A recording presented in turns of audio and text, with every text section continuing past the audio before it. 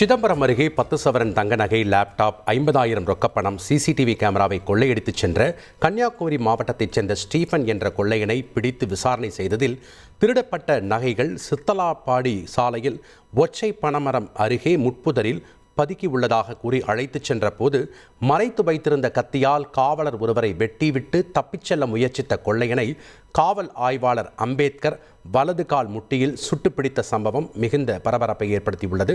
அது தொடர்பான முக்கிய செய்தியை நாம் பார்த்தோம்.